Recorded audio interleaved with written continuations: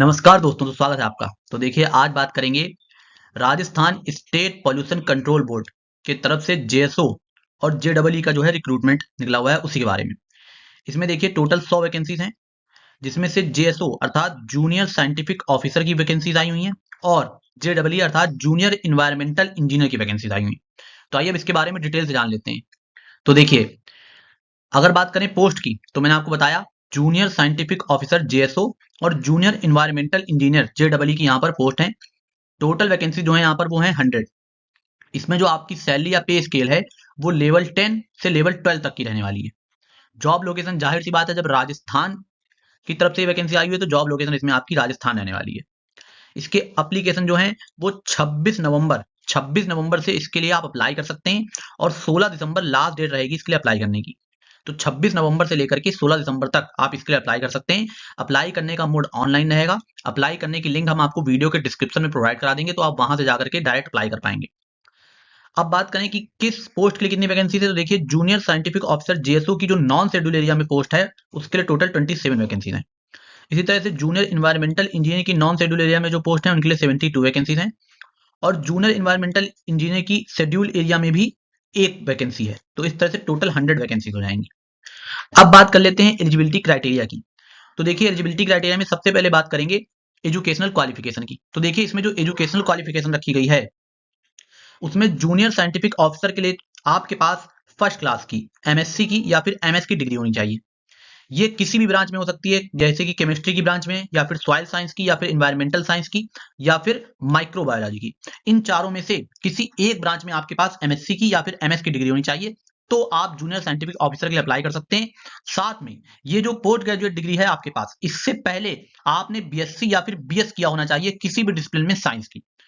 तो एमएससी या एमएस की डिग्री तो होनी ही चाहिए आपके पास, साथ में उससे पहले आपने बीएससी या फिर बीएस किया हो, तभी आप इसके लिए अप्लाई कर पाएंगे। इसी तरह से अगर हम बात कर लें जूनियर इन्वायरमेंटल इंजीनियर की, तो इसमें आपके पास एमटेक या फिर एमई की डिग्री होनी चाहिए इन्वायरमेंटल इंजीनियरिंग में, जो कि आपने बीटेक या फिर बीई की डिग्री के बाद प्राप्त की हो। और वो जो बीटेक या बीई की डिग्री है वो आपके पास बायोटेक्नोलॉजी में या फिर केमिकल इंजीनियरिंग में या फिर सिविल इंजीनियरिंग में या फिर माइनिंग इंजीनियरिंग में या फिर इन्वायरमेंटल इंजीनियरिंग या फिर टेक्सटाइल इंजीनियरिंग में होनी चाहिए, तो आप इसके लिए अप्लाई कर सकते हैं। और अगर मान लीजिए आपके पास ये नहीं है, तो फिर आपके पास एक फर्स्ट क्लास की बीटेक या फिर बीई की डिग्री होगी, तो भी इसमें आपका जो है आप अप्लाई कर पाएंगे। और वो जो फर्स्ट क्लास की आपके पास बी या फिर बीटेक की डिग्री होनी चाहिए, वो आपकी बायोटेक्नोलॉजी में हो या फिर केमिकल इंजीनियरिंग में हो या फिर सिविल में हो या फिर माइनिंग इंजीनियरिंग में हो या फिर इन्वायरमेंटल इंजीनियरिंग में हो या फिर टेक्सटाइल इंजीनियरिंग में हो, तो आप जूनियर इन्वायरमेंटल इंजीनियरिंग के लिए अप्लाई कर पाएंगे।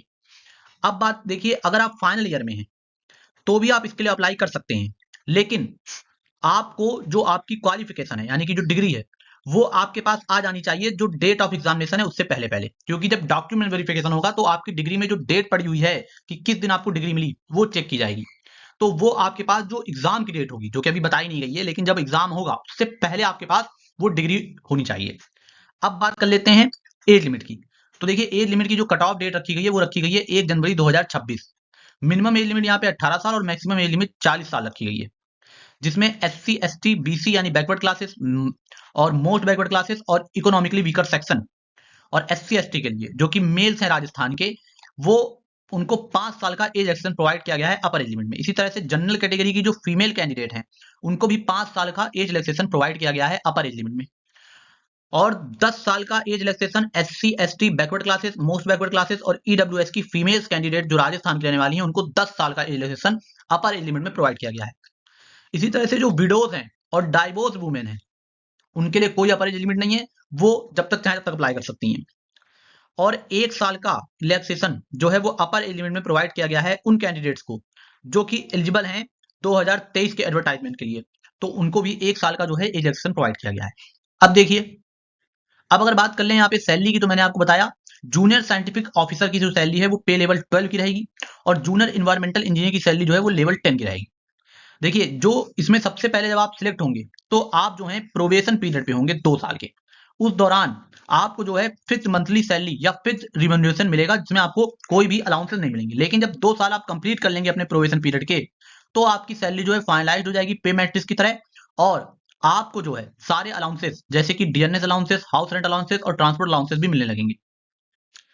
अब बात कर लेते हैं सिलेक्शन प्रोसेस की।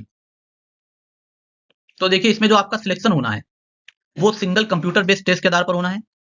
इसमें देखिए इस पेपर को 2 पार्ट्स में डिवाइड किया गया है।